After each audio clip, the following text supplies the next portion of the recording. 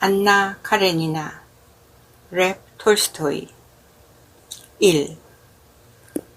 행복한 가정은 서로 닮았지만 불행한 가정은 모두 저마다의 이유로 불행하다. 오블론스키가에서는 모든 것이 뒤죽박죽이었다.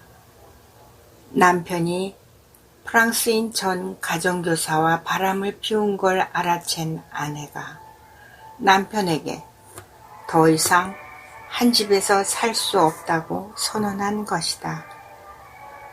이 상황이 벌써 사흘째 계속되었고 부부는 물론 다른 식구들 그리고 고용인들까지도 고통스러워했다.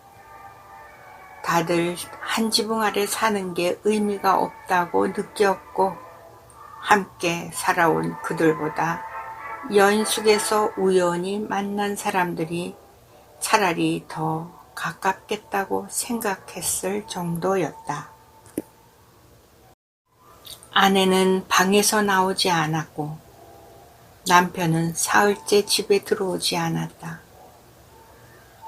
아이들은 버려진 것처럼 온 집안을 뛰어다녔다. 영국인 가정교사는 가정부와 말다툼을 벌이고는 친구에게 새로운 일자리를 알아봐 달라고 부탁하는 편지를 썼다. 요리사는 이미 어제 그것도 점심시간에 집을 나갔다. 요리사 조수와 마부는 임금을 달라고 요구했다. 부부가 다툰 지 사흘째 되는 날 스테판 아르카디치 오블론스키, 사람들은 그를 스티바라고 불렀다는 늘 그렇듯이 아침 8시에 깨어났다. 그가 깬 곳은 아내의 방이 아니라 자기 서재의 모로코째 가죽 소파였다. 그는 다시 푹 자고 싶은 듯 온실 속 화초처럼 허약하고 풍만한 몸을 소파 스프링 위에서 돌리며 베개를 꼭 껴안고 뺨을 밀착시켰다. 그러다 갑자기 벌떡 일어나 앉아 눈을 떴다. 그래, 그러니까 이게 어찌 된 거지? 그는 꿈을 떠올리며 생각했다. 대체 어찌 된 거냐고. 그래, 알라빈이 다름슈타트에서 만찬을 베풀었어. 아니야, 다름슈타트가 아니라 왠지 미국 같았는데.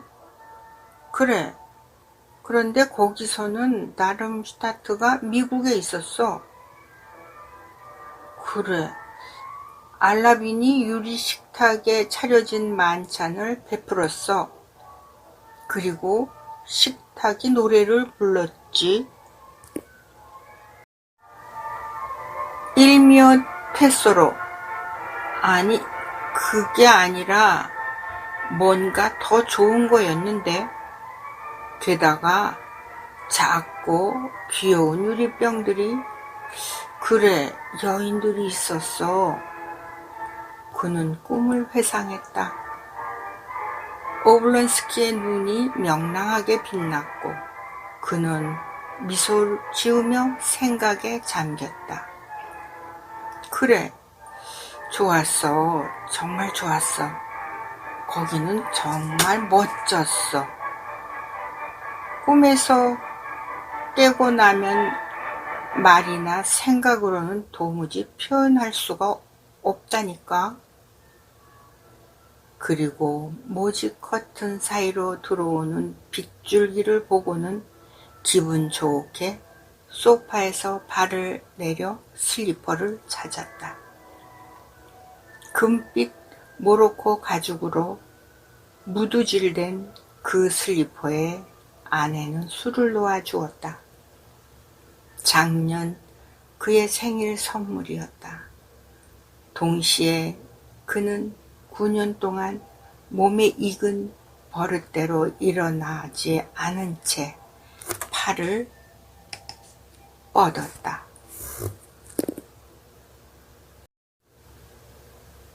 침실이라면 파자마가 걸려 있을 터였다. 불현듯 그는 자신이 어떻게, 그리고 왜 아내의 침실이 아니라 서재에서 자고 있는지를 기억해냈다. 그의 얼굴에 미소가 자취를 감추었다. 그는 이마를 찌푸렸다.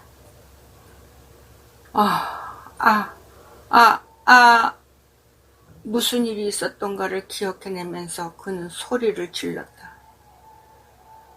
아내와 벌인 말다툼의 세세한 사항들, 빠져나갈 길이 없는 상황, 그리고 무엇보다 고통스러운 점, 즉 자신이 잘못했다는 사실이 머리에 떠올랐다. 그래, 아내는 나를 용서하지 않을 테고 용서할 수도 없을 거야. 무엇보다 나쁜 것은 모두 내 잘못이라는 거지. 내가 잘못했어. 하지만 내 책임이 아니야. 바로 여기에 모든 드라마가 있는 거지. 그는 생각했다. 그 말다툼 가운데 가장 고통스러웠던 순간이 떠올라 그는 절망적으로 신음을 내뱉었다. 가장 불쾌한 순간은 바로 첫 순간이었다.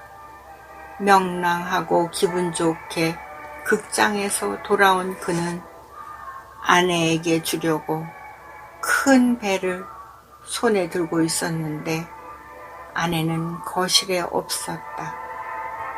놀랍게도 서재에도 없었고 마침내 침실에서 그녀를 찾아냈다.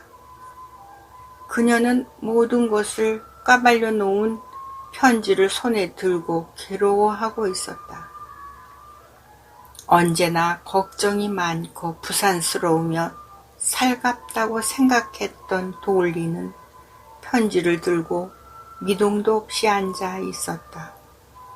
그녀는 공포와 실망, 그리고 분노가 담긴 표정으로 남편을 바라보았다.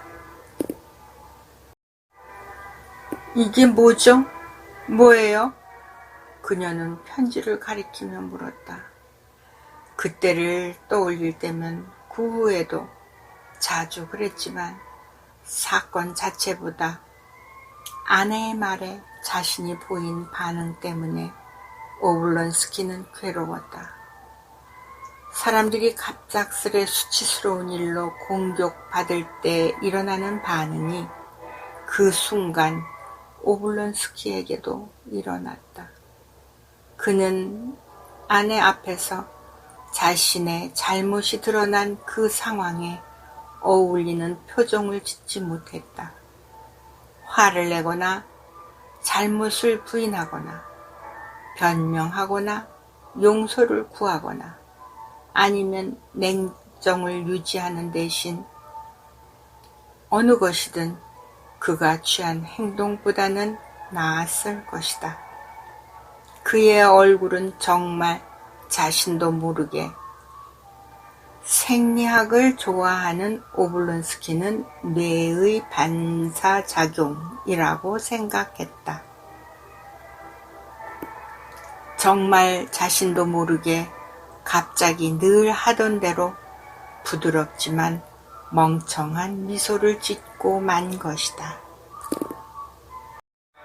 이런 멍청한 미소를 지은 자신을 용서할 수가 없었다. 그 미소를 본 도울리는 몸이 아픈 사람처럼 부르르 떨더니 특유의 신경질을 폭발시키며 심한 말을 쏟아내고는 방에서 뛰쳐나갔다. 그때부터 그녀는 남편을 보려들지 않았다.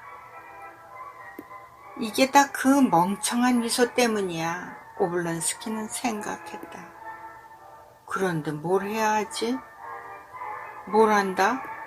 그는 절망적으로 혼잣말을 했지만 답을 찾지 못했다.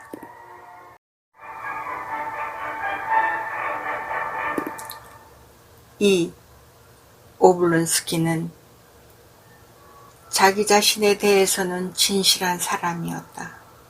그는 자신을 기만할 수 없었기에 자신의 행동을 뉘우친다고 단언하지도 못했다. 34세 나이에 잘생기고 쉽게 사랑에 빠지는 그가 자기보다 겨우 1살 어릴 뿐인데 벌써 살아있는 아이 5과 죽은 아이 2의 어머니인 아내를 사랑하지 않는다는 사실을 이제 와서 뉘우치지는 않았다. 단지 그 사실을 아내에게 좀 더 잘 숨기지 못했음을 뉘우칠 따름이었다.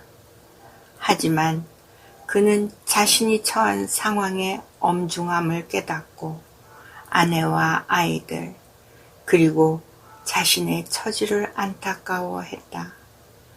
그 소식이 아내에게 그토록 충격을 안길 줄 알았더라면 아마 자기 잘못을 좀 더 잘 숨겼을 것이었다.